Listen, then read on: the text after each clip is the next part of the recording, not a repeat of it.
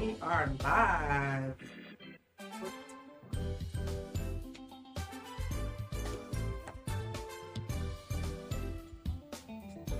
Ag Up World, agriculture for united people. Oh, you're going to take a picture and I'm used.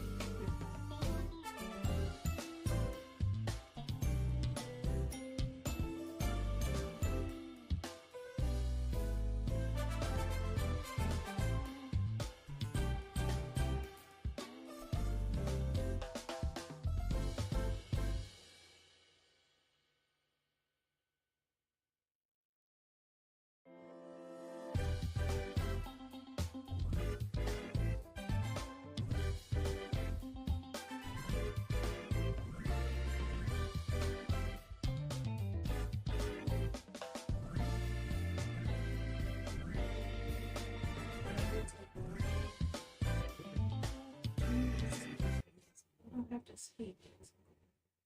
Dang, are you talking?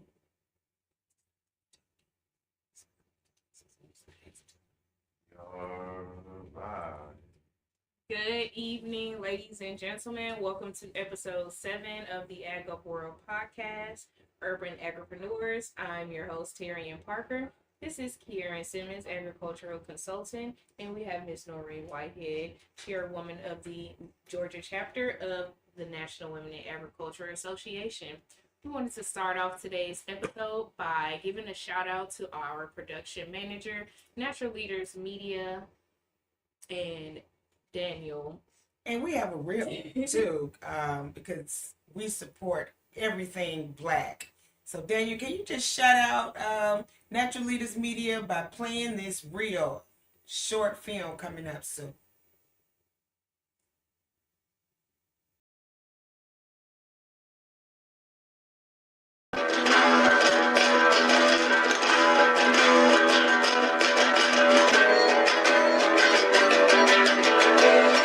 To the wild.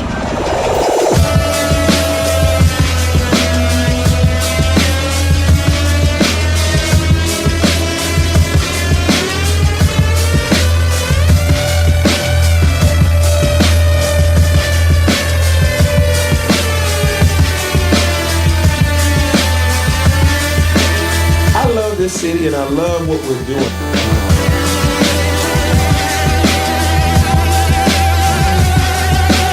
Everybody really a go-getter? D-Fitch, we're back again. What's up, y'all? Again, this is a great cohort. Action.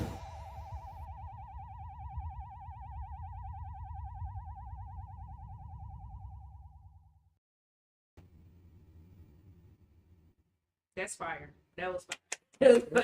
I'm muted. We love their protection. Are we still muted? So today's episode, thank you so much, Daniel. Y'all get at him for real, because that's top tier quality. We are new to the podcast scene, but it don't seem like it because we have our wonderful production manager.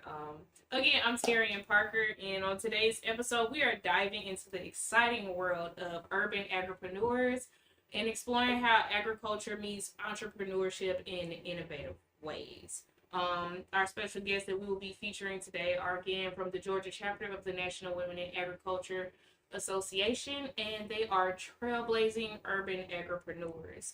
But before we get into that, Coach Simmons is going to tell us about getting into business, period, because she has her MBA, don't play with her, okay?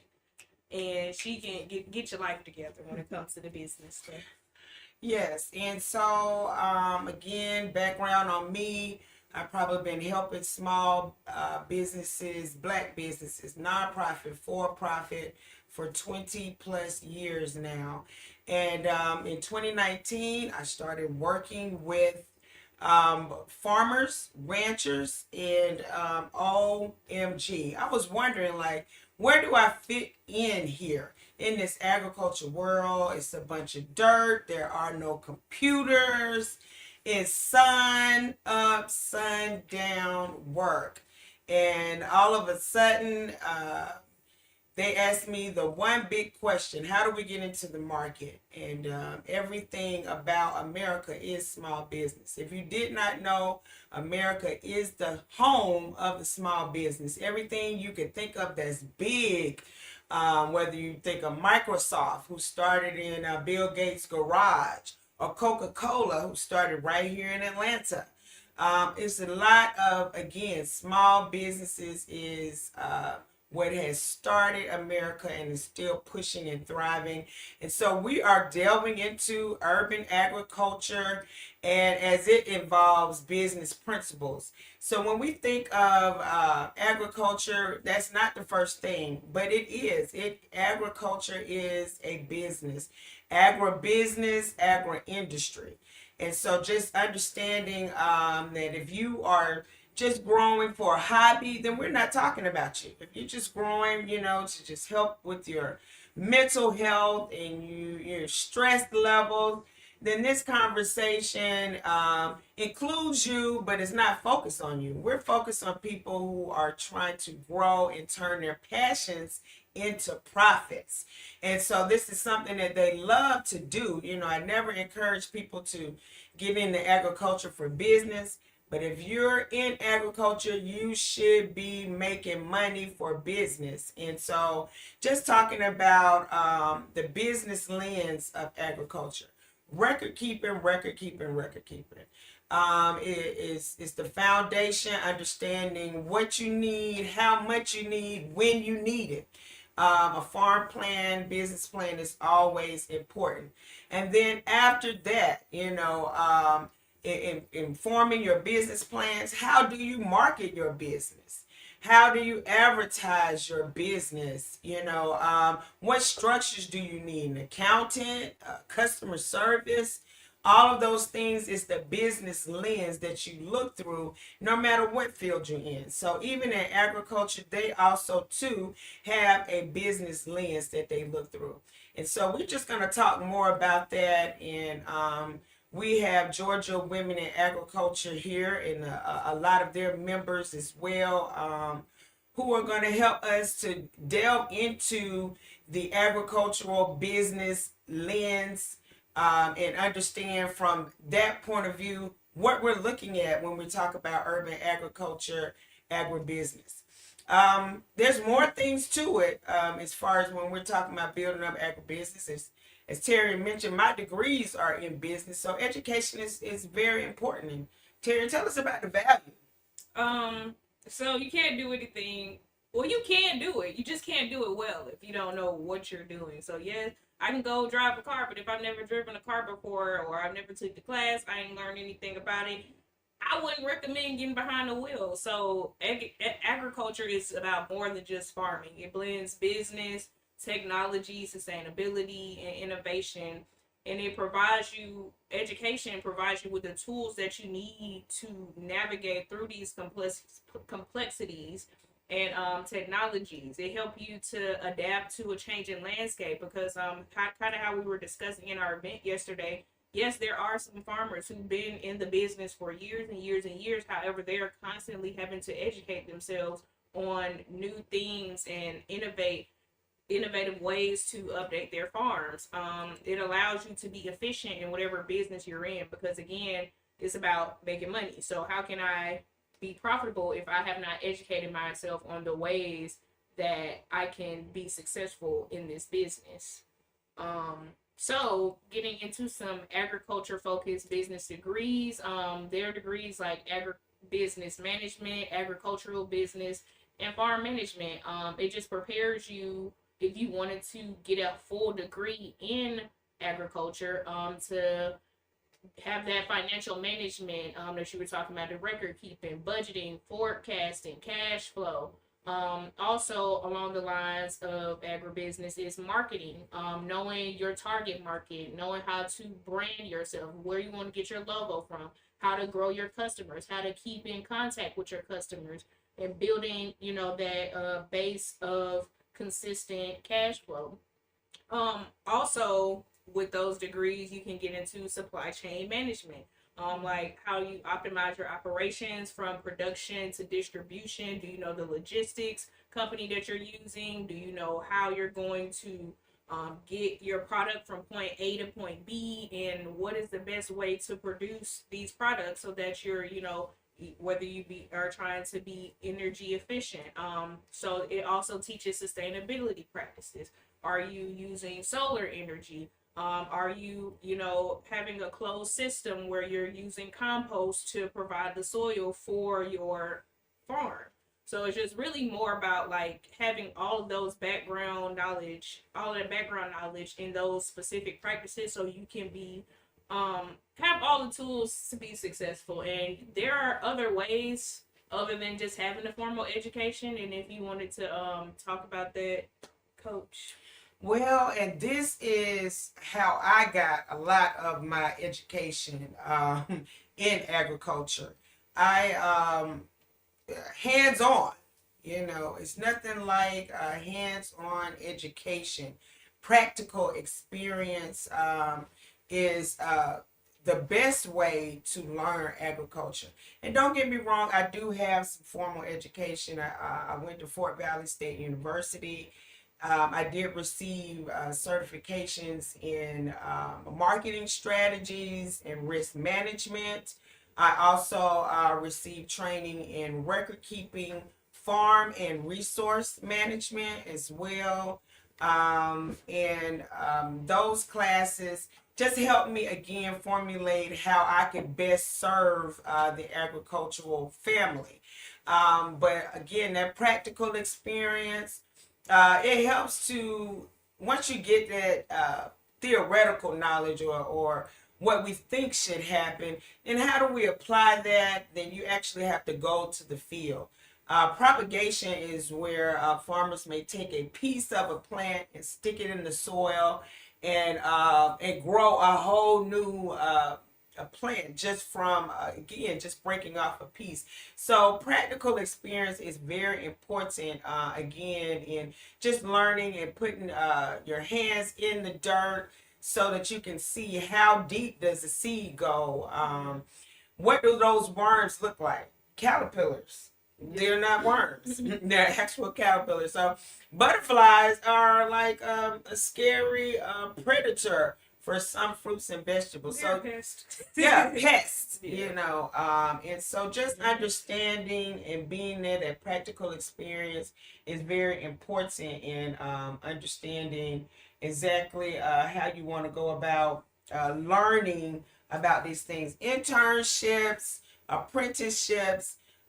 We have fourth and fifth generation farmers who are always looking to spread their knowledge and bring you on board. There are different organizations, of course, as well as you could join and become apprentices. At our event yesterday, Noble Shanghai Farms was hosting, and they brought their interns, people who come to the farm, not just volunteering, but they want in-depth knowledge of what they're doing. And so there is that practical experience is very important in just helping you to problem solve, understand exactly when should I pull weeds, when should I fertilize, the wind is blowing, maybe I shouldn't put fertilizer out because it's up high. And so real world success stories is also a good way to learn. And so we are just blessed tonight to have a number of success stories here with us, and they're through Georgia Women in Agriculture. So Noreen, can you just tell us a little bit about your education based training that you have for your members? Thank you so much, and welcome everyone. And I'm excited because we get to hear from some of our new farmers in these streets, in these farm streets. Okay, in these farm streets. These farm streets, okay? We were so blessed to obtain a grant by NEFA, and we were able to provide education and stipends and various, equipment for our farmers, for our new farmers, and and for us, so we can move it around and share. And so you're going to hear from them. These women are making waves for the first time. They're involving their families. Some of them are involving their families. Some of them are first generation, second generation, third generation, fourth generation, and you'll hear from them. So, without further ado, let's see who we got up first. Again, when people are saying, "Oh, where are the resources at? What can we do?" Hooking up with the right organization can help you out. Again, Georgia Women in Ag, they don't just help women, they help beginning farmers, women, men, and children. So we are so fortunate to have a number of people. If you could put up, Daniel, that all our logos of the great people who have already finished the NIFA grant program around vegetable production and gaining access to new markets. We're just, again, what was the name of that? Did I miss it? No, that was fine. I just wanted to say that our partners there, as you can see, were Fort Valley State University, where we was able to go out to them, and they also UGA Griffin. We used that particular university. Our mentor was Patchwork City Farms. She's awesome. We also partnered with In Her Shoes and USDA. All of the USDA agencies were part of our learning and educational process. Wow. Awesome. Okay, so our first farmer we have up would be Cherry Moore. Yes. And yes, Cherry, Terry, can you give us a bio on Miss Cherry Moore? Cherry Moore is a recent graduate from the Georgia Women in Agriculture Beginning Farmers Development Program.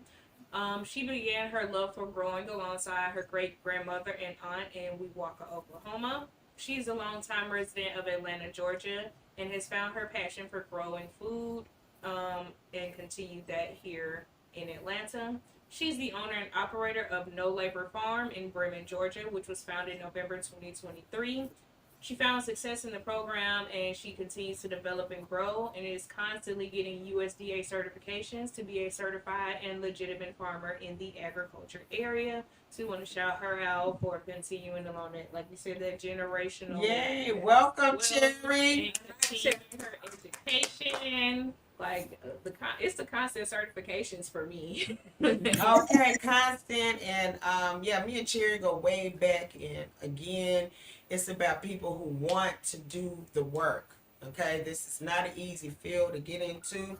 So Cherry, let's just jump right into it, and just tell us about yourself and what inspired you to become an agripreneur.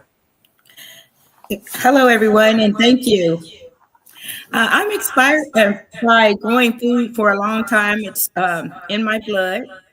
And so coming here to Georgia, it's a great agricultural state. Meeting you, Coach K, introducing me to Miss Noreen and the Georgia Women Agriculture was a turning point for me. I had always been excited about growing food and learning about how to cook food, but the growing process has always been mysterious to me.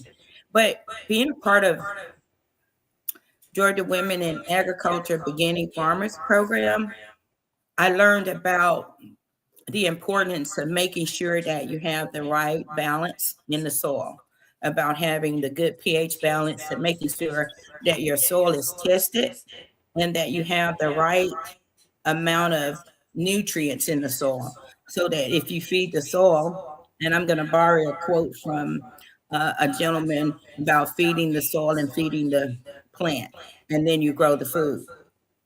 So I was excited to become a legitimate farmer when I met Miss Noreen Whitehead in Sylvester, Georgia.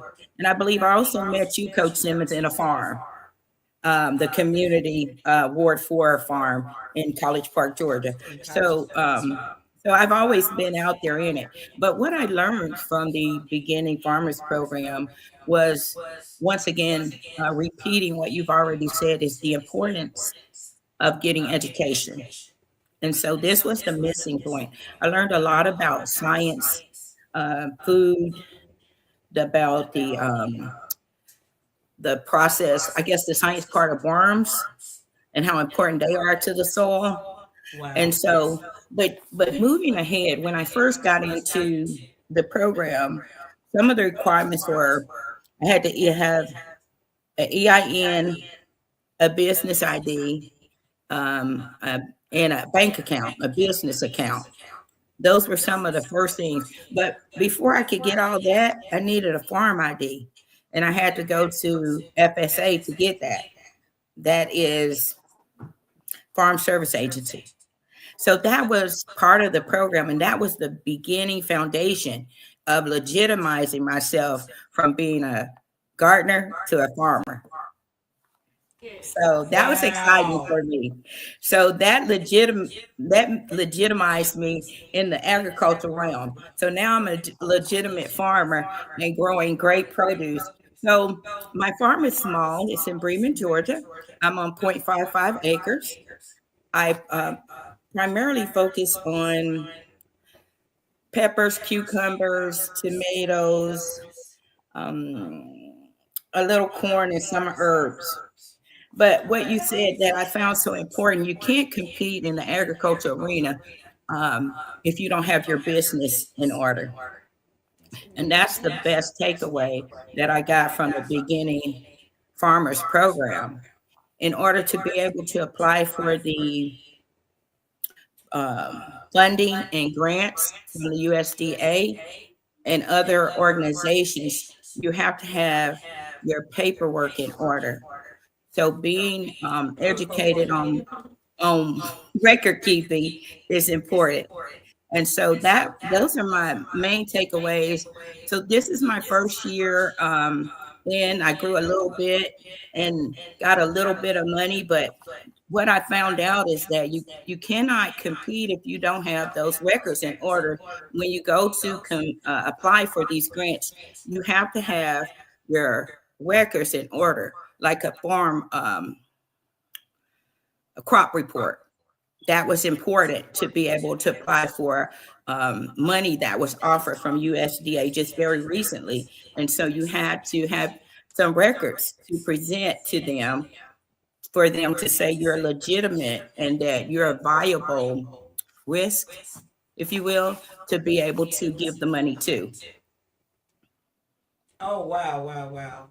Yeah. So great. I am just so impressed with your progress and everything. Yeah, I met you in a little community garden, and she was just pulling up, just doing stuff, and just taking time. And she's a very busy lady. So you're like, oh, do you have time? You have to make time, and you definitely did that. And we just like again just to shout out your farm. And how can we connect with you more? Well, I'm at nolaborfarm.com. That's Cherry at nolaborfarm.com. You can reach me there. Oh, Yep. great. Thank you so much, Terry. Thank We'll you, have you Terry. back again. Thank you again. Thank you. Yay. And so our next guest, Alicia Williams. Alicia Williams is a passionate Black urban farmer, business owner based in Cobb County, Georgia. And after 20 years in IT, she began growing on her half-acre urban farm, specializing in microgreens, culinary and medicinal herbs, seasonal produce grown using hydroponics, in-ground and container gardening methods. As the founder of the Cardboard Garden, she is dedicated to regenerative agriculture and community-focused food access. The Cardboard Garden's mission is to bridge the gap between local communities and fresh, sustainably grown food. Dedicated to addressing food insecurity, the organization cultivates high quality, nutrient rich produce through regenerative agriculture and innovative hydroponic practices. With a strong commitment to sustainability and equity, the Cardboard Garden empowers communities by providing access to healthy food options while fostering education and collaboration. The Cardboard Garden, welcome, Miss Alicia. Hi. Sure. We just need you just to tell us a little bit about yourself and how did you get into this? All right. Well, I've always loved fresh produce and gardening, and I had done gardening, I guess, as a hobby for a while. And so I got my farm number in 2023. And shortly after that, I hooked up with Noreen, and everything just took off. So official certifications, um, a network of amazing women. And anytime a program or project would come up, I mean, Noreen was on it. She had all of us ready and prepared to apply. And so one of the things that I'm working on now is the Coalition for Food Security. I'm in their hydroponic farmer program. So that's a 2-year program where they basically train me to become an official commercial hydroponic farmer. There's a, let's see, it's called Soil Health Management System, where I learn about the biology and microbiology behind the soil and how to remediate soils, and also microgreens. And so with work with the Georgia Women Agriculture, I've been able to work at some local farmers markets. I've gone to some special events, and being a target farmer in some of those arenas. But I want to get into research. But my passion is just really nutrient dense foods. I feel like that's what we need in our community. It's the education behind it. I believe that everyone needs to know how to grow.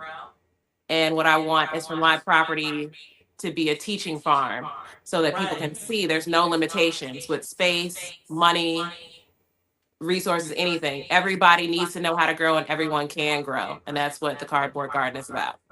Amen. Yes. I completely agree with everything you're saying. So what advice would you have? Because again, I'm like you, I'm charging everybody to get in, what advice would you have for people who are trying to get into up and coming agripreneurs? I would say pretend like you know what you're doing. The plants don't mind. Like, when you're growing something, you're like, oh, I killed another plant. Really, it's just like they just keep going, keep trying, get in a network of people that are going to give you advice, do research. And, it really is the journey. You don't just look at it and say, oh my gosh, I didn't grow anything. You're just like, no, I'm going to keep growing until I get it right. And you just keep learning and learning and learning, and you'll reach people and you talk about it. And if you talk to me, you'll find out I want to talk about plants. So you just make it a conversation point. You find what you like about it. You find your passion towards it, and you keep working till, a network will come around you that's going to help you be successful. Oh my God! Just then I thought about the Soul Train. That when it first come on, how the train just kind of be. I know I'm old as dirt saying that, but anyway, the train just be pushing and pushing, to the beat, but it's going. And and I think that's kind of what you're saying. Find your beat, your rhythm into this thing, and keep pushing. Yeah, do it because you love it. You don't do it for the outcome. You do it because you love it. The outcome is going to come on its own. You just do it because you love it. Yeah, that's great. That's great. I'm not sure who we have on next, Daniel. We love to hear your passion for the work, and yes, I do believe in failing forward.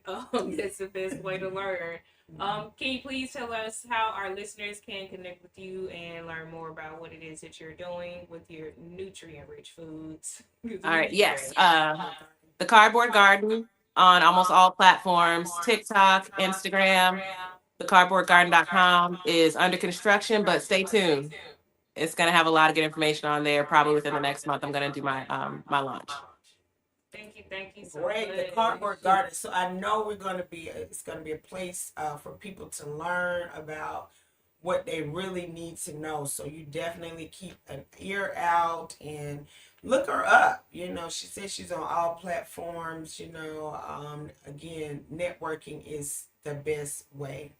Thank you so much, Miss Alicia. Yes, thank you, Alicia. Thanks for having me. She's our energizer. Energizer Bunny, she's that one. I can tell. She said we're gonna keep going. Do it even if you don't know what you're doing. I like that part because figure it out. You're black, you're smart.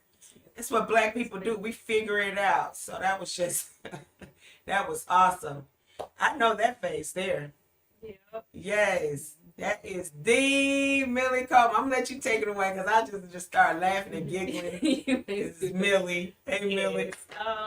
From Farmer Mills Farms, we have Millie Coleman, a 5th generation farmer and owner of Farmer Mills Farms, an heirloom and especially vegetable farm in Uvalde, Georgia. She was raised on the farm where her parents, James L. and Marjorie Coleman, operated.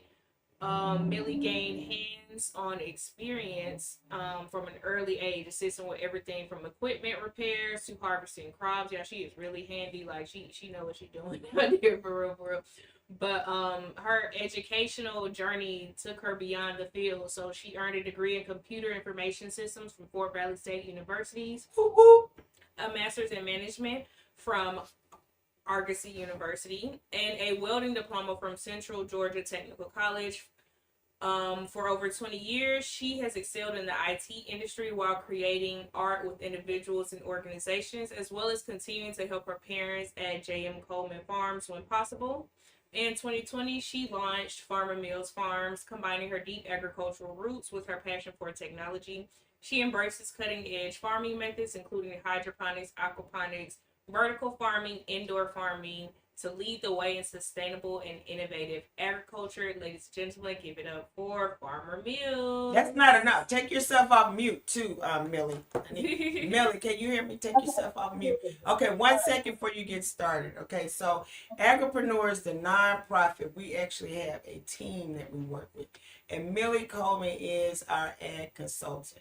Even though she is always learning, and you see she has degrees in IT, she is a fifth generation farmer.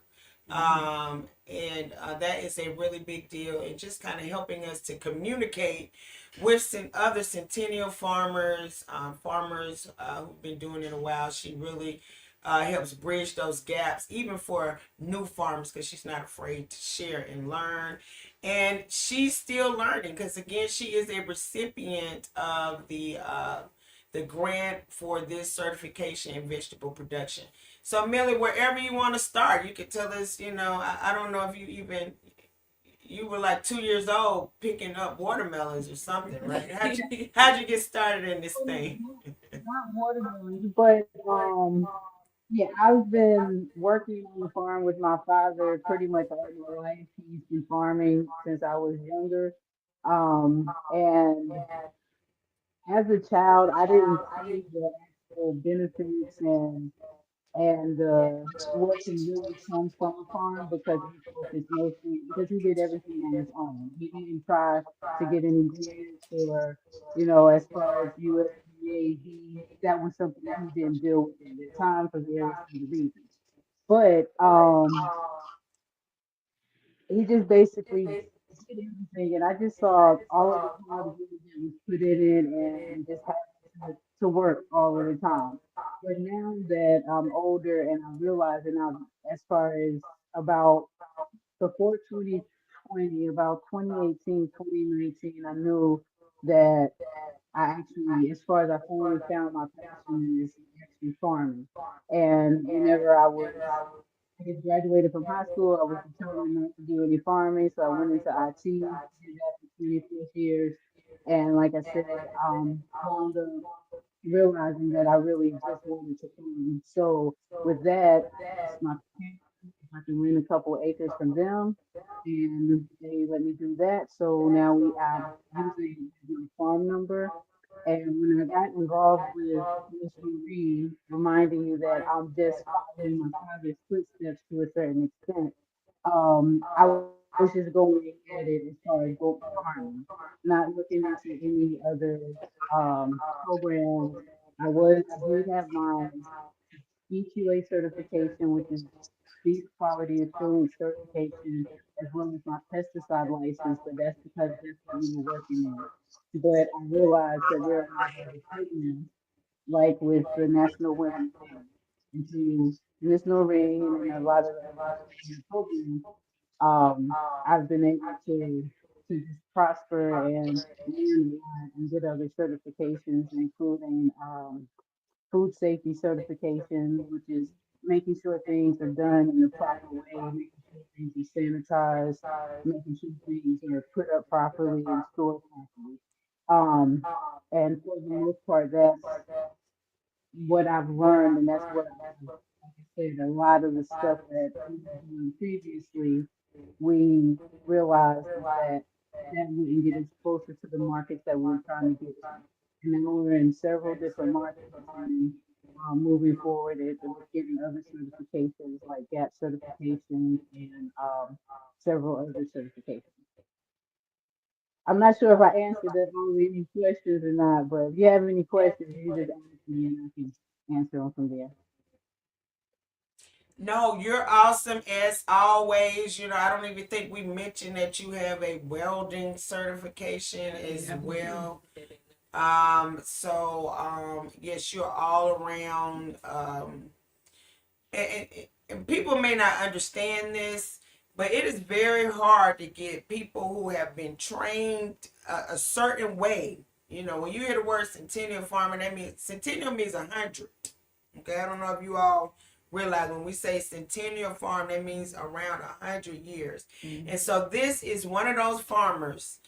She looks like a little spring chicken, but she's been around for a minute, and literally she had to change her thinking. Like, I've been doing it this way. We want different results. We have to do something different. And Millie literally is on the front end of the cusp of change for our centennial farmers. She's leading the way and showing that learning these new things innovatively, reaching out to and networking with even people who haven't been doing it 100 years can benefit you is a really big deal. And so thank you again, Millie.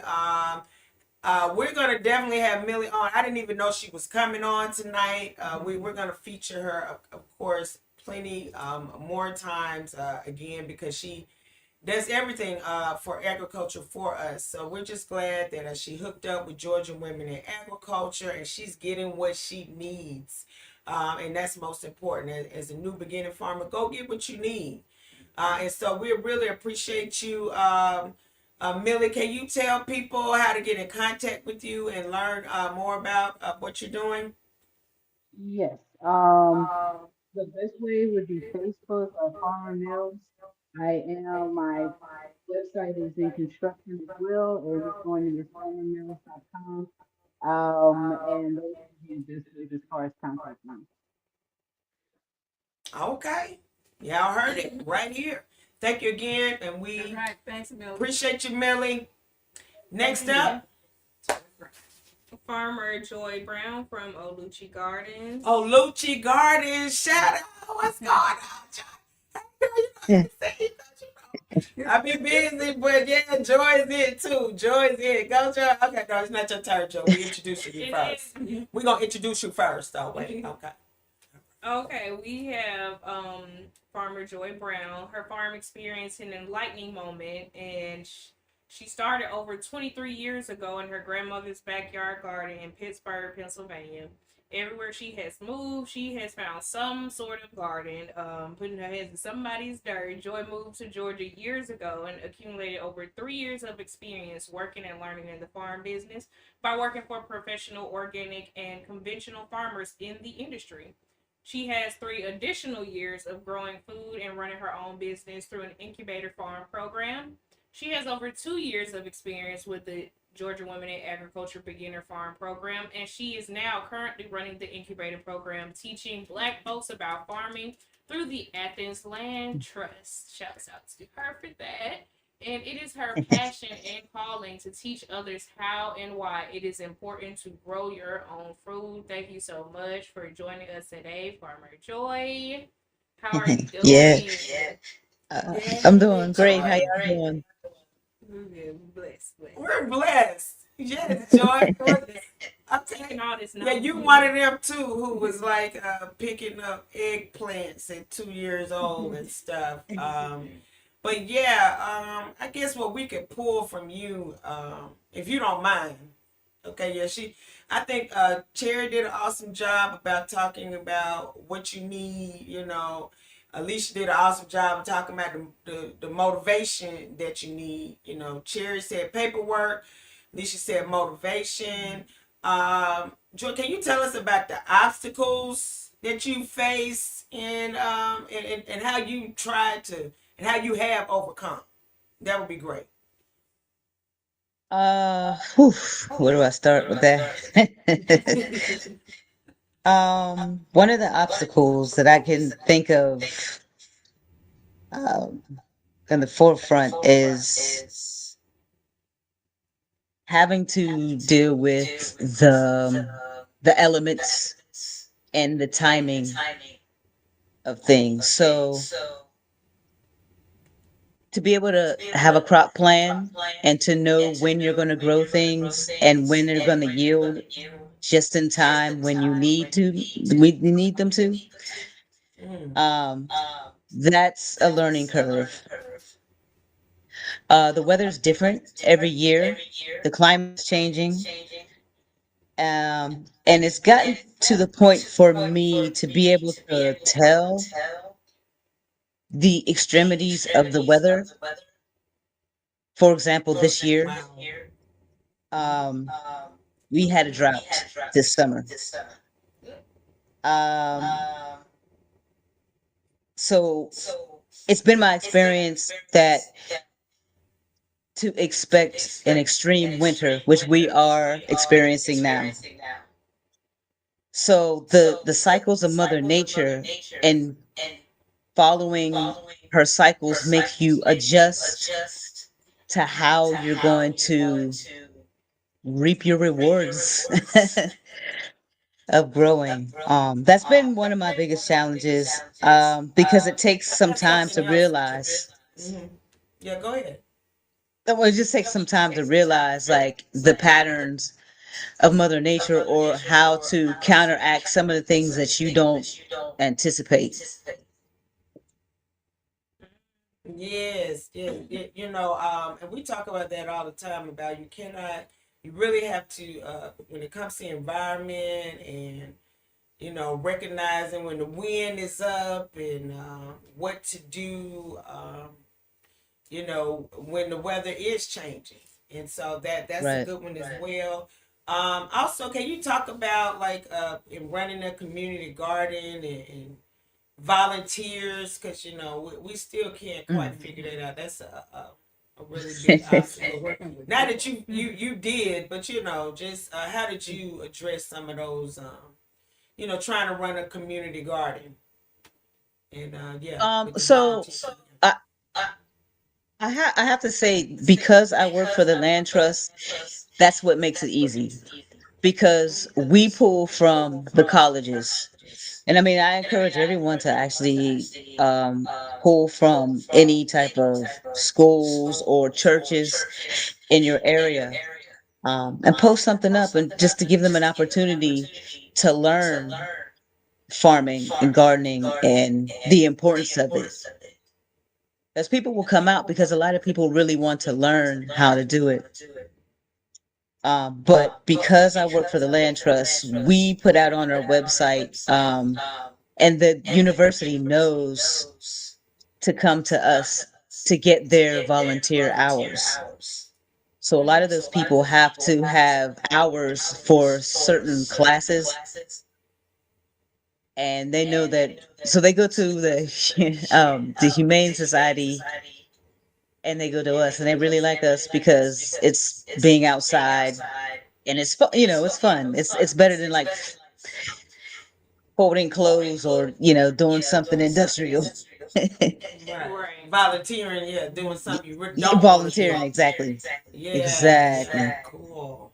Yeah, I just Yeah. got to see Joy at work, and again, her managing um, maybe a little bit over half an acre, and yes, it's not an easy thing, and literally just watching her figure it out, fill in the blanks was just awesome. I just wanted to jump in and help her, as busy as I am.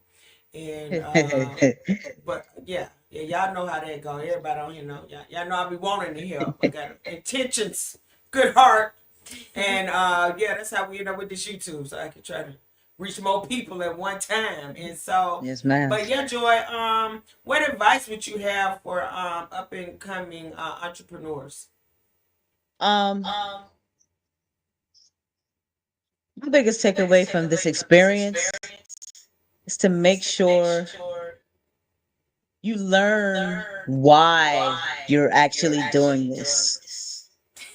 I've I learned that a come, lot yesterday. yeah, I've come to a decision on how I want to pursue this, and it's not necessarily the the ways that they kind of advertise to us as far as like, oh, grow a lot of food and put it in the grocery stores and put it in all these places or whatever. I personally don't believe in mass producing food on a large scale like they've been doing Mm, because it's depleted the land and it's got us into this situation where we need to start growing food ourselves. That's tough right there. Um, yeah, we have to take care of Mother Nature, take care of the soil. When you give to her, she gives back. Having said that, I believe in teaching a man or woman to fish as opposed to supplying the fish. Because everyone can have that person in their family to be that cousin or that aunt or that sister that grows the food for their family. You don't have to feed the nation, just feed your family.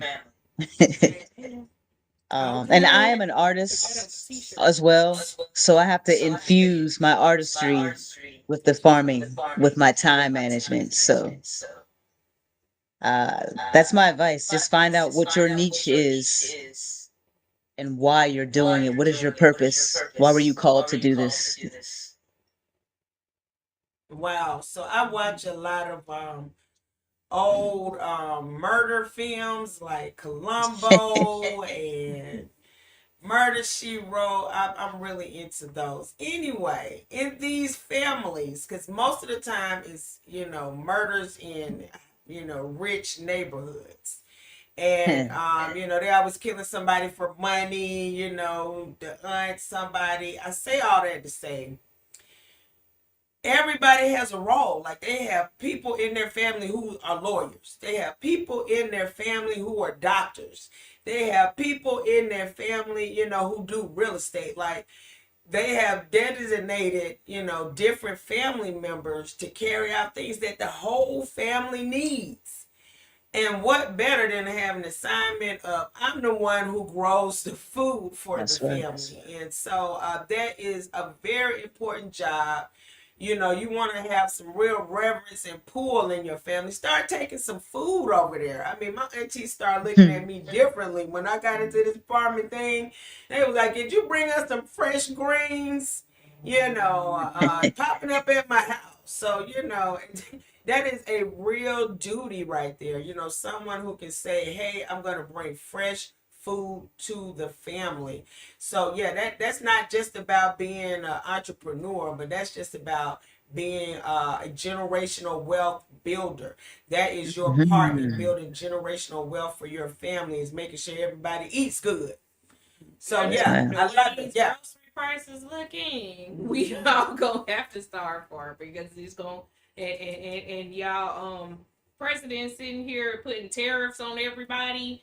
The price is gonna continue to skyrocket, and so we have to be prepared in a situation where we have to supply the food for our family just in case, and you never know what happened. Again, you want to be prepared. If you stay ready, you don't have to get ready. And if you're That's right. saying like you're saying like with climate change happening, we're having to be more aware because if you have a farm and you mass produce it, once that mass production is no longer sustainable, then what? Then what? Mhm. So we just Yeah. want to make sure that our people are taken care of. And yes, thank you so much. We really appreciate that. Can you tell Uh, us how our listeners can connect with you, uh, Farmer Terry? yes. Um, Thanks for having me, by the way. Coach K, good to see you. Um, you can reach me right now at joy at athenslandtrust.org. And I also have, I was talking to Miss Noreen, I have a business that I'm starting, a website. that's connecting farmers as well as people who provide things of healing like soaps, or if you make things. So you can also catch me at Oluchi Edutainment at gmail.com. Oluji, Oluji.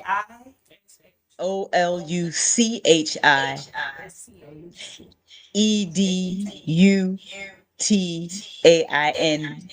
There you go. Edutainment. Yes. All right then. Yes, I want them to be clear because you're it. You can really help a lot of people, and they can come and intern and apprenticeship at your spot in Athens, just to learn a little bit more, get on that schedule, and so yeah, Joy. Thank you again for all that you do. Continue your great works. Yeah, the art side is gonna come out when that website does, and yeah, we look forward to what you got coming. Bring it, I bring it. appreciate it. Thank y'all. And a musician, girl, I can't wait Yeah. to be looking like this in the field and stuff, pulling up tears and Oh, stuff. on the guitar. On the guitar, yeah, I can see it. Listen, now. I got my AirPods in. that music is good for your plants. That's vibrations, and that's all this life is vibrating electrons. Yes, yes. I can attest to that. So yeah. The science that science is facts. Fact. That's Yes. And music, fact. everything. There's waves flowing through all matter, and we have to understand that it's not just it's a spiritual thing. We were talking about vibes. No, it's real. It's real. It's real. Yes, ma'am. Yeah, our heart beats too. On point too. It ain't never off rhythm. Thank God for that. That's right. A rhythm. Okay. Thank you so much. We're gonna talk about Charlene Banks Stevens with Banks Legacy Farms. Again, these are new up and coming urban farmers. Can you do it? Yes, you can. Banks Legacy Farm originated from Walter James Banks.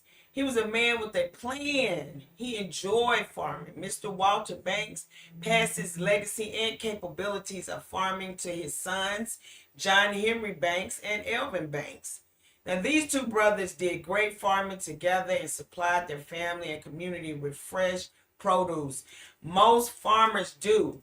And it's just awesome that spirit.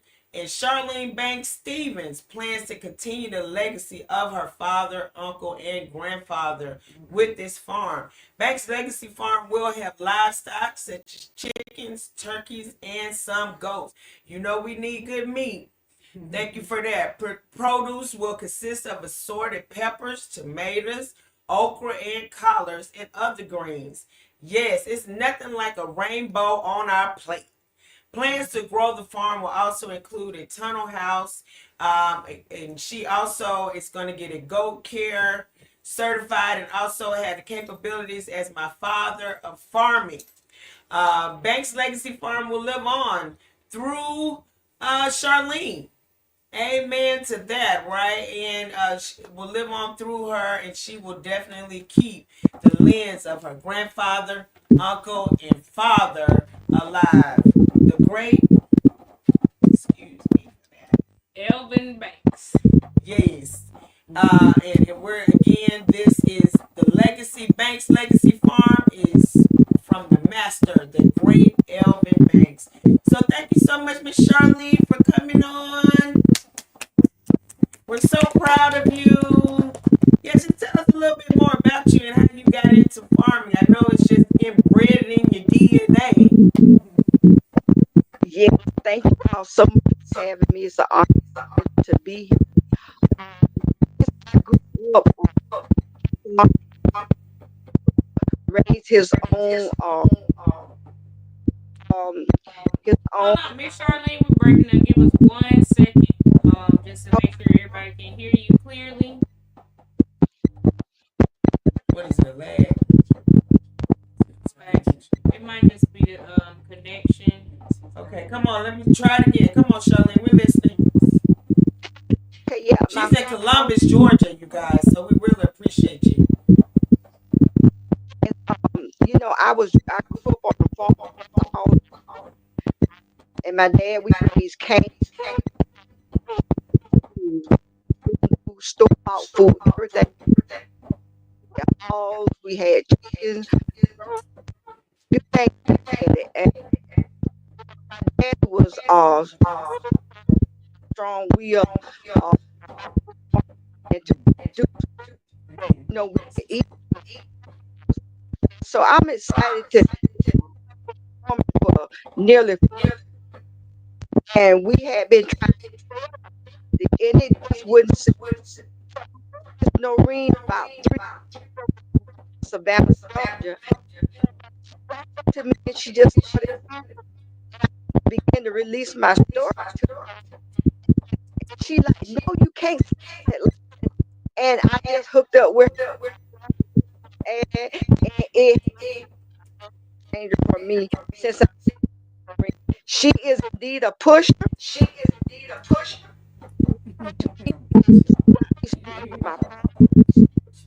My thumb.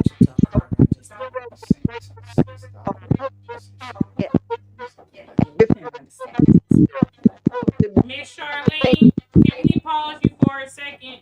Okay, Miss Charlene, we're gonna have to pause you for a second. I need for you to get off and get back on and see if that'll help. Can you do that for me? And Miss Noreen, can you tell us a Miss little bit? Noreen gonna talk about you for just a minute while you do that for us. Okay, Miss Charlene, she was able to join us at the Savannah, the vegetable fruit, the fruit and vegetable. That's actually where I met her, at that conference. Oh wow! And so I recruited her from there, and then she told me about this land that was left to her. Okay. And I said, well, you're gonna have to do something with that land. I love meeting people that have land. That's right. They have not done anything with it so far, and so that's an open, it's an open book, and we try to make sure that everybody I run into, I make sure that they keep their land. Do not get rid of your land. You need to keep that. It's a legacy. It's a treasure. Do not sell your land. Anybody that's listening, there's tons of things for you to do. Just you could get with us, get with those who are land owners and growers and growing on the land. Don't sell it.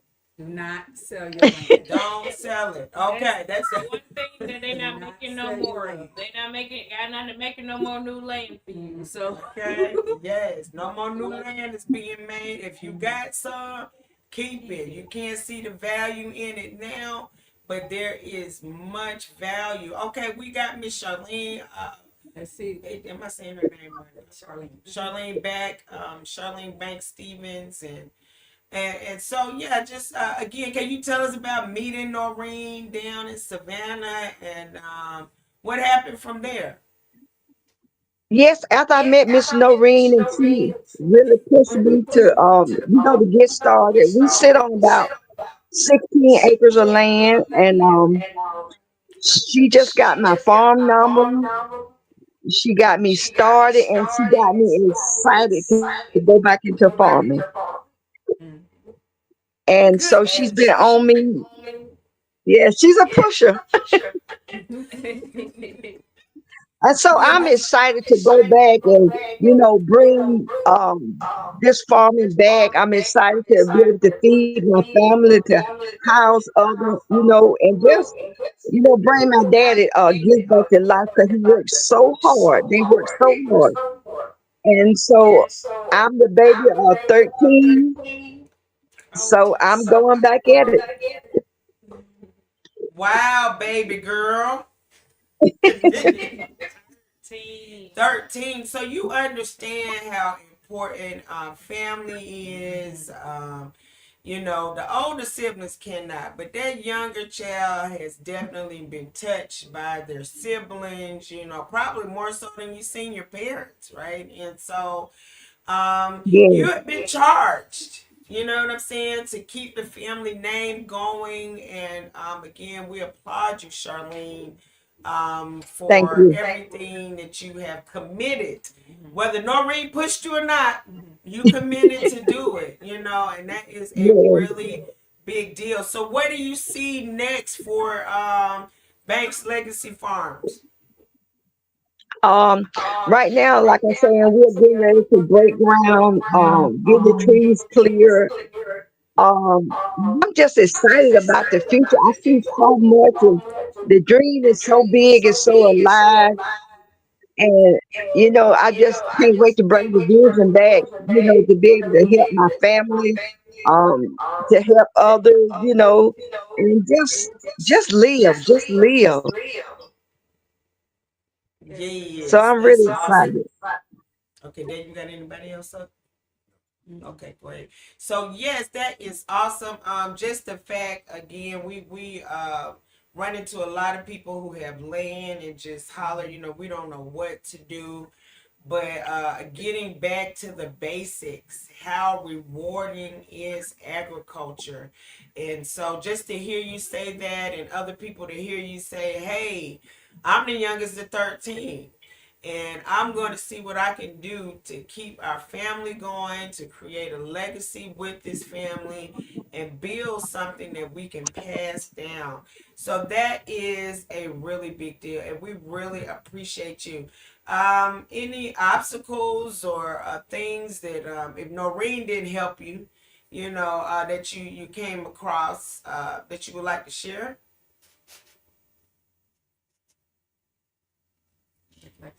Yeah. Like some fruit. That's okay. Yeah, we're listening. So, what I'd like to say is, as you come into this industry, you have to find your niche. Everybody is not going to do the same thing. Everybody's not going to work the same way. And in such a time as this is the industry to be in. This is the work that we need to be doing, teaching people how to grow on their own and working alongside each other, so that we can develop more, learn more, mentor more. And so that is what we're all about. Making sure everybody understands this industry educationally and Go. Well, thank you so much. We're so glad to have everybody on here, y'all. This is just so inspiring. Like we love to see like these new farmers are out here like you said, in these farm streets, like getting it in. They are getting their certifications. They're getting the money from the government, their USDA money. Running to them. Don't play with them. They are educating others. We love to see just sharing the knowledge and like you said, just even if you do have land, there are people who want to learn how to farm, and they will farm your land for you. So even if you don't even want to touch not a lick of dirt, there are people out here who are willing to learn how to farm or teach people how to farm, and they can do it on your land. And that if you don't do nothing but contribute that and get started with being a farm landowner, just having somebody else manage it, having somebody else be a farm hand, getting those agritourism opportunities where people are able to come visit your farm. People love like orchards when we finna go pick some apples, pick some strawberries somewhere. We're enjoying. Yeah, like you pick it, you take it home and say, I did this, I got this directly from the ground. It didn't go through Publix, it wasn't sitting in the back of no truck nowhere. It went straight from the ground to my kitchen. And we need to have more farm to kitchen connections. Maybe a stop here in between coming from all the way, where is that, Millie, Uvalde, and meet us in Atlanta. But other than that, we don't want all these different, companies who get money off of poisoning our food. They're subsidized by people who are literally with the pharmaceutical company. So I was having this conversation with someone earlier just about how they're just like, in other countries, healthcare is free, and they don't allow the the food administration, like our FDA, in other countries they don't allow certain things to happen, but our government they don't do that. They don't police our food how it is policed in other countries. So just being mindful that these people are in cahoots with the pharmaceutical company, and so they're getting money from making you sick. That's why healthcare isn't free, because the more you have to go to the doctor, the more money they get paid, and so it would be beneficial to them to continue to keep you sick. And like Farmer Joe was saying about those nutrient-rich foods, the density of the nutrients in the food that we're having is being reduced more and more and more as the soil is being depleted, as these larger farmers are trying to meet the production for mass producing food. And we're in a food crisis because, again, these are very much on the brink of not being able to be sustained. And have those innovative practices like hydroponics and, reaching out to communities and aquaponics and solar systems. They're trying to stay with what they've been doing, whatever is the cheapest way possible that's going to make that they think it's going to make them the most money. That's what they're going to do. So just being mindful that it's a bigger cause. Like you said, as well, Farmer Joe, I just love what you said. Like knowing your why. That's a big thing. Like, why are you doing this? What is it for? Are you trying to feed your family? Are you trying to make the world a better place? Like, it's a lot of different things, but as long as you know why you're doing it, you're gonna wake up every day and whenever Miss Noreen call you and be like, oh, I got something else for you, you gonna go and do it. You gonna go and do what she tell you to do and get it done, because you want to see that growth in the future. Like, oh yeah, my plants might have died today, but that was like, oh yeah, you can look back and say, yeah, my first year I grew 2 plants and they died and I didn't have nothing. But as you keep moving forward and moving along, you can say, yeah, no, I done started a farmer's market, I done did this, I did that, check. So we speak all of that into existence, blessings, peace, abundance on everybody's farm who came here to share the knowledge and speak life into our people and to our community. We can't do nothing but thank you and wish more life and prosperity on you for doing these great things. Yeah, I just want to kind of give a shout out to some other people who wasn't here tonight. But yes, they too did finish programs with the Georgia Women in Ag. Mariah King, Seeds and Shoots. And she had the dream of seeding and supporting the next generation of farmers through her emerging nursery. So Seeds and Shoots is about that. And you may find her between rows of carrots and garlic. Her business focused primarily on growing healthy, organic plugs and seedlings for farms across the state. She is a proud member of the Georgia National Women in Ag Association, where she assists also with beginning farmer projects and documenting. So Mariah began her work in the greenhouse and the fields and is passionate about farm and food advocacy, both home and abroad. So she is currently a Root and Bloom Fellow with the National Young Farmers Coalition, and she is completing her PhD in anthropology at Brandeis University. So yeah, shout out to Seeds and Shoots. And we need nurseries. So that's another avenue if people are thinking about going into agriculture, entrepreneurship, nurseries. We got to get it from somewhere. We were dealing with Farmer Pete and Noble Shanghai Farms, and he again was talking about how important it is that we know where our seeds are coming from, know where our seedlings are coming from. We also talked to a farmer yesterday who had 30,000 acres, and they have lost 40 feet of topsoil. So again, regenerative growth, getting back into farming. Big farmer is not it anymore. Like they're gonna make those things smaller and smaller. So yes, Seed and Shoot, we give a shout out to you. Levitt Farms. 40 Farms with Levitt Johnson. It was founded Founded by Tracy and Lavette Johnson and a family-owned operated urban farm nestled in the heart of Macon, Georgia. So we're all over. You know, you don't think you can just do this urban farming in the city. Okay, and together with her 5 children, the Johnson family is dedicated to providing fresh, healthy, and sustainable produce to their community. What began as a vision to create a safe, nutritious food source for their family has blossomed into a thriving farm that serves local markets, community centers, and food programs. So you can dive all the way in. Just in case you didn't know, schools are ran by the principals. So you can contact them and you can bring your food programs, your food ideas, farming, gardening ideas to principals. And again, just jump right in. Who else did we have? We're going to shout out Alexis Harris with Harris and Associates. Alexis Harris, shout out to her. She's also known as Consulting Harris.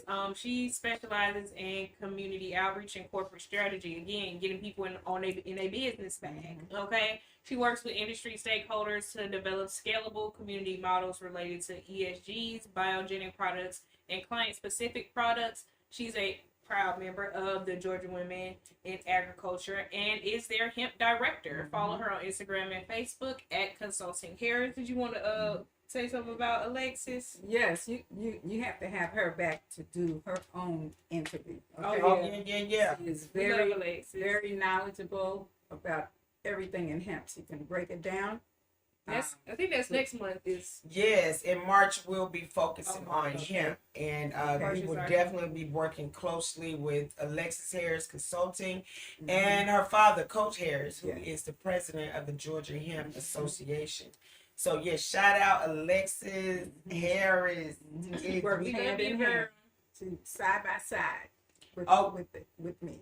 Oh, yes. Wow. And so, yes, so that just lets you know that Noreen looks like she has a cape on and flies around, but she does have some help. So Alexis Harris is also definitely her help. And we really appreciate everything that Alexis does for helping the farmers get right on paper. So, yes. Shout out to Diane Wilson, Blue Moon Rising Urban Farm. Now, this lady is business minded. I think she's on a plane right now too somewhere. So, definitely has her mind on reaching the goals. She doesn't just say, hey, I'm going to try it out and see if it works. When she says, hey, I'm going to try it out, it's going to work. And it is working. So we want to shout out Blue Moon Rising Urban Farms. Miss Wilson is an avid urban farmer that operates Blue Moon Urban Farms, where she provides herbs and other specialty crops. And she is connected to the WIC and senior program that the Department of Public Health puts on. It's the in-service community health providers, and they put on farmer markets across the state of Georgia from April to September. This smart woman, she's already on board, and she is a provider to the WIC and Senior Program. She has recruited several young farmers in the Georgia National Women in Ag Beginner Farmer Rancher Development Program. She is working with them and diligently getting them knowledge and resources that they need. And again, Diane has assisted minority growers in acquiring land, promoting basic farm design, improving community resource planning, specifically for CSA. So her initial farm training originates from working as a child on her grandmother's farm. A sharecropper of indigenous heritage from southern Georgia. So Diane, if you even saw Diane, you know that she got some Indian in her family. Recent farmer training with Habeshaw, and that is one of a leading learning facility here in Atlanta and surrounding counties. Habeshaw again is a great learning environment.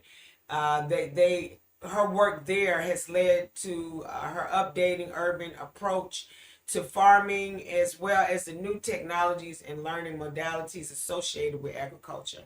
Ms. Wilson is also well-trained and certified commercial technician for a major transportation company for 6 years in the capacity of preventive maintenance. But she's always been, again, business minded, and we love her too, Diane. She's doing great things, again, for beginning farmer ranchers. She's new at this herself and has no problem reaching out and helping others. Shout out Blue Moon Rising. Another lovely farmer, Dr. Jean Young from Freedom City Gardens. She's an agricultural specialist, researcher, and visual artist who is passionate about serving her community. She recently received a doctorate in theater and film studies from the University of Georgia. She has lectured at various academic institutions, including Cornell University, Ithaca College, the School of Art Institute of Chicago, Columbia College, Chicago, focusing on African diasporic studies, film and theater studies, film production, and popular culture. She's a published scholar who received advanced degrees in the humanities and arts from Dartmouth College and Cornell University. She's currently completed a third master's degree in digital archives at Clayton State University College of Information and Mathematical Sciences. Okay, I got a comment on this lady right here. Okay, so you say that you're too busy. Okay, if you say you just don't have the time, Dr. Jean, we hadn't even talked about the ag stuff yet. Okay, this lady's accomplished. She is a published scholar. She's in film and theater, and just so you know, there is no excuse. Okay. What else happened? What else has she done? During the COVID-19 pandemic, she began exploring agriculture, examining African diasporic identity and health, and the role of access to healthy food. Through the Athens Land Trust, she founded Freedom City Gardens LLC, an urban microfarm in Athens, Georgia, combining her academic background with hands-on farming. Kind of what we talked about earlier. Like, you got to blend the two, the education and the actual hands-on.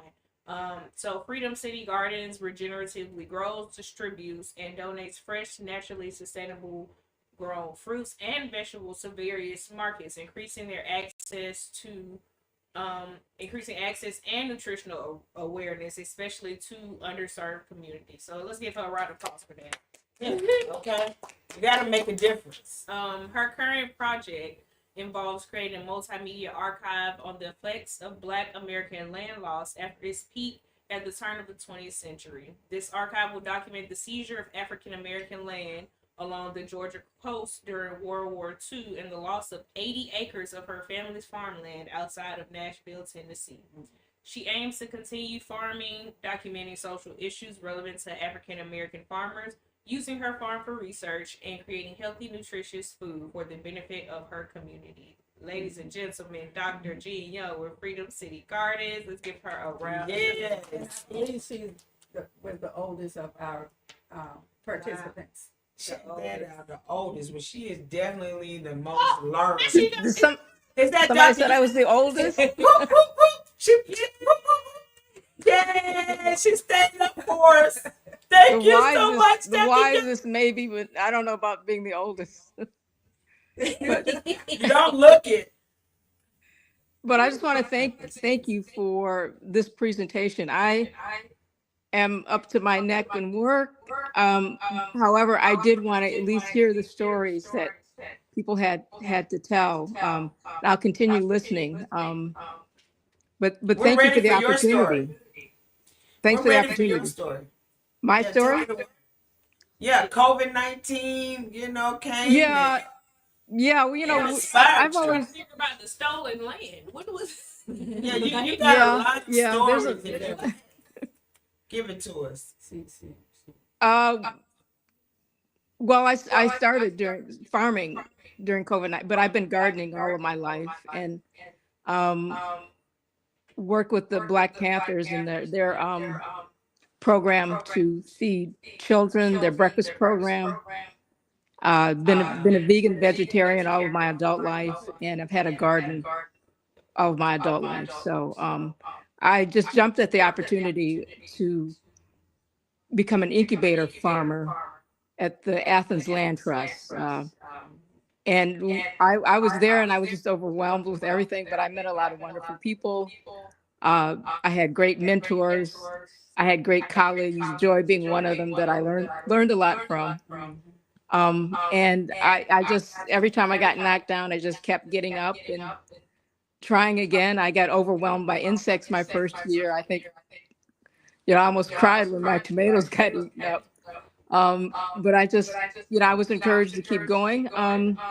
One of the things I wanted to do with farming was because so many African Americans were dying of COVID-19. Right. And I knew why before Fauci and anybody else made that claim. It's the food. It's the food. It's always been the food. At least in the 20th century, since we were forced off of our land in the South and Oh, wow. and forced out of farming, it's always been the food.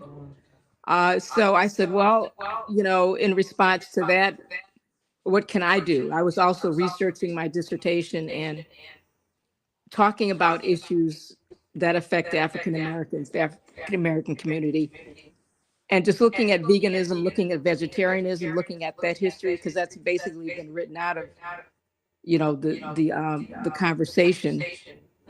You talk about veganism or vegetarianism, they've immediately associated with the white population, but that's not true. So just working with that information and talking with Pinky Cole, who founded Slutty Vegan, and talking to her about what she was trying to do with this new generation of vegetarians and vegans. One of the old things that I wanted to do was to document my community of African Americans. I grew up in Evanston, Illinois, which is a town right next to Chicago on the border with Northwestern, about 2 blocks from the Northwestern campus. So I grew up in an affluent community with maybe 20% African Americans who were just phenomenal. Our parents were phenomenal. They had institutions for us. Even though we were segregated, we had a black YMCA. My dad had a restaurant there. My parents were in the civil rights movements. They were leaders in that, and they, always kept us conscious. So even though we grew up in that area, our high school was the #1 high school in the country. People were questioning how could a school with so many black kids and so many poor kids be the #1 high school in the country. And not only that, we over-excelled at every level of athletics and competitive sports. So I began to think about, why did that happen with the African Americans that came to Evanston? And I found out that a lot of them came because they were forced off the land. I found out that a young lady I went to college with, family they had 500 acres in South Carolina, and their grandfather or great grandfather was lynched, and they came to Evanston. So I began to find out all these stories about people that, not only came north for opportunity, but also to escape the kind of brutality and the terrorism that were present in the South at that time. So I thought about doing a documentary on that, and I thought this would be a good time for me to start doing it. So that's kind of my story in the nutshell. I continue to farm, and I continue to provide food for underserved populations. I am a WIC farmer, and I've been doing that now will be my 5th year working with WIC. I enjoy it tremendously, but it's a shitload of work. It's I really know, hard. right? It is Well, really tell us hard. how I mean, stay 3 in o'clock in the contact with morning, you. I'm getting out of cold storage and I'm getting on the van. So I hope I'm not taking up a lot of your time. I appreciate you listening to my story. I'm working. Farming has improved. Eating healthy food is just you can't measure the improvement it does for your body. So No, so I think that's all I Danny, have to say. now how do we get in contact with you, and how do we follow you? Okay, I'm on Instagram. You can hit me up with my email is Jean, Jean, at freedomcitygardens.com. That's my email. And I don't know if I mentioned the name of my farm, Freedom City Gardens, named after in honor of the work that Fannie Lou Hamer did in Mississippi. So she was one of my very early heroes. So But yeah, we're gonna have to bring you back when we talk about just civil rights and how all this ties together. And we want to talk about your current project that you're working on, the effects of Black American land loss. That's not really the topic for tonight, but we definitely, it is a topic that we want to talk about. We want to address. Again, we're still learning our history. We're still learning about who we are and who we were and who we should be even now. And so thank you again. So we definitely will be looking for your documentary and some more work for you. And thank you so much, Cherry Mortu, for still hanging out with us. Thank you. And Dr. Kyeron for checking in with us. And thank you. Yes. Unfortunately, we're running out of time, and we want to shout out one more farm because this is our girl too, Dana Jewel Harris, Atwood Gardens. Her too brought me in learning more about the farm. So yes, Dana Jewel Harris is a visionary entrepreneur and community leader with over 3 decades of experience in workforce development. Also about her urban ag and education. How you gonna do it? I know, but I'm in reading now.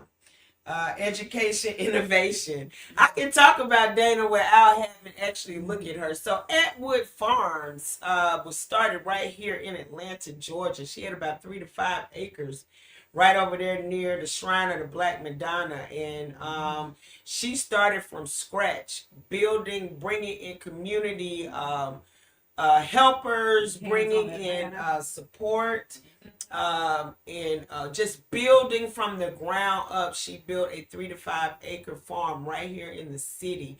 I remember pictures of the mayor bringing visitors to the city out, people bringing classes out, and just using her farm for a number of reasons. So Dana dedicated her career to fostering youth entrepreneurship, promoting workforce readiness, and developing innovative solutions to address socioeconomic challenges. This was even started at this farm. So even though she started out with farming and entrepreneurship, she is even promoting workforce readiness. Atwood Gardens is awesome.